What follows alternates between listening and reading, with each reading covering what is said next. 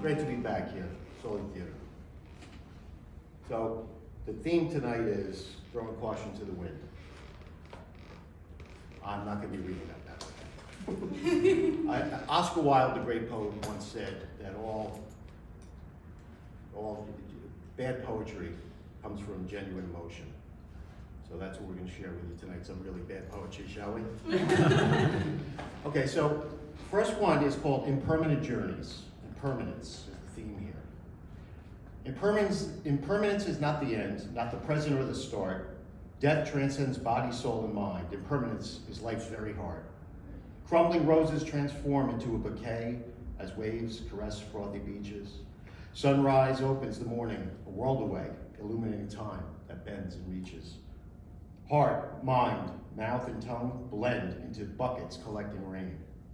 Imperfect paintings are lost where hung, like impermanent solutions to pleasure and pain. Ghostly trails lead to deserted hallways as shattered ego creeps in from the past.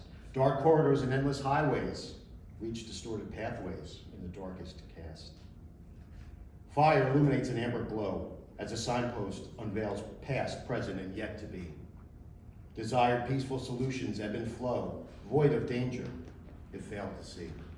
Impermanent raindrops drip against the locked door, leading to impermanent rivers that continue to flow. A rusted key opens another detour, pondering ceaselessly where it will go.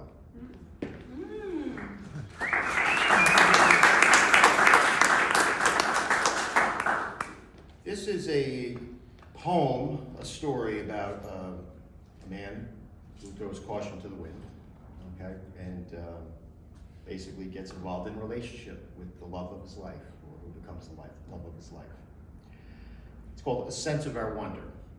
You know, a sense of wonder is when we're a child and we see our first rainbow, we hold a frog in our hands for the first time, right? So we get that sense of wonder, kind of feeling that we wish we could get as an adult. A summer shower swells the tired stream, blocked by currents from a reoccurring dream. My sense of wonder takes me under waters deep in thoughts of you. A soft hand gripped tightly, walking together so shyly to the days of autumn leaves under a cobalt blue sky. This special place where golden light gently brushes your face becomes our sense of wonder. Ice crystals build landscapes of white that blend into violet twilight, afternoon delight. Radiance glows in your eyes, illumination to my own surprise. I never even bothered to notice, because I never even cared to focus. I wish I knew earlier, now I repent. Sense of wonder I try to reinvent. Spring enters on winds from the west, upon a sweet lilac-filled crest. Raindrops shower and freshen the thoughts in my mind, as clouds gather where the sun once shined, rambles and rumbles of bellowing thunder as we huddle together behind the crying willow, clinging on to our very own momentary sense of wonder.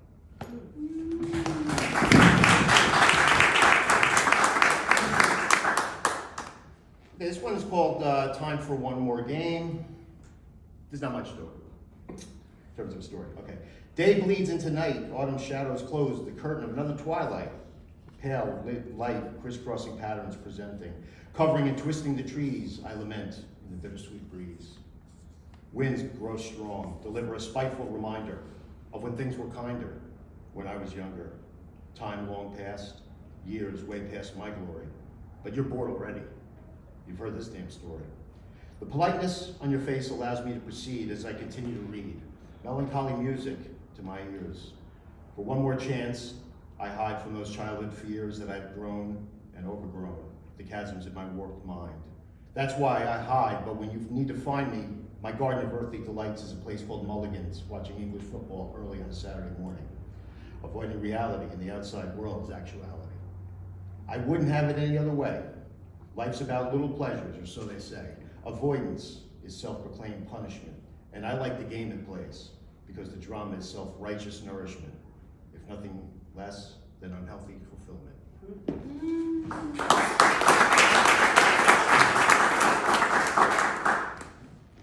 I don't know if any of you ever experienced thinking you've gotten to that successful place in life, you know, that job that you made all that money in the beginning, and the relationship, the cars in your driveway, all that, only to fall flat on your face.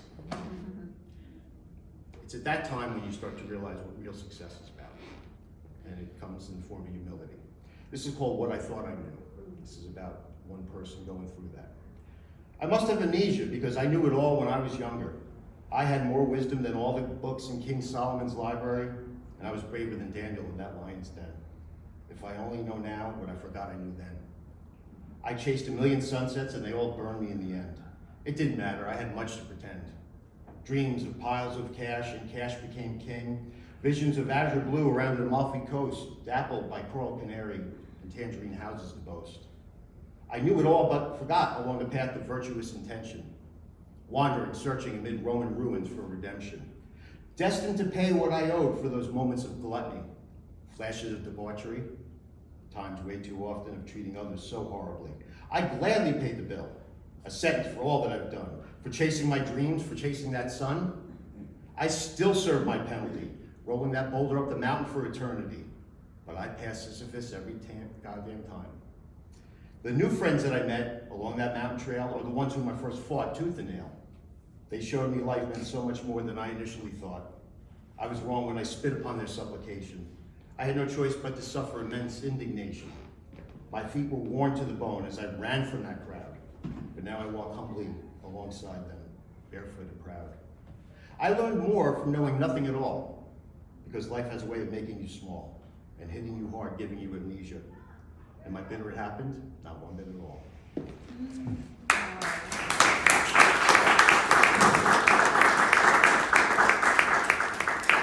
Okay, so throwing caution to the wind. Do we have any gamblers in the audience? Any degenerate gamblers like myself? Okay, so this is called Gambler's Call. So this is throwing caution to the wind, playing games of chance. Loss is never easy but necessary. You dealt from the deck, and it was my draw. You thought you had won, you made the law. Two tired gunslingers, sharpshooters from the West. Who dies in this game? Who ends up the best? Did it really matter in the end? I gaze at the stars now all alone. Orion smiles at me. He knows my feelings, and that's all I still own. You tried to take them with your winning hand. I pulled one more card. Your full house was damned. We gambled along, for such was the case.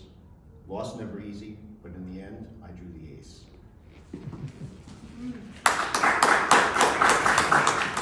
And I got one more I'm going to share. This is kind of a draft talking about throwing caution to the wind. This is about 18th century sailors in those wooden ships, right? Those big wooden ships with the sails and what life was like. Not that I know, I wasn't there, but it's called Confines of Oak. Roaring waves thrashing and crashing upon this heart of oak, a heart that heaves with each swell, plowing through a field wet with azure blue. The crack of the mainmast barely held together by rigging and sails. Top deck nearly awash, lower decks fully sloshed, south by southwest to bring closer to shore, while our captain stands frozen in time, paralyzed to his core. Calm winds win the battle, but not yet the war, as the dog days melt away the fresh air. Stillness, we lay with barely a glide. Careless mourning, another who died. Pinned within this wet wooden hell, waiting once more for heavenly skies, above the cacophony of sailors' curses and cries. Thank you.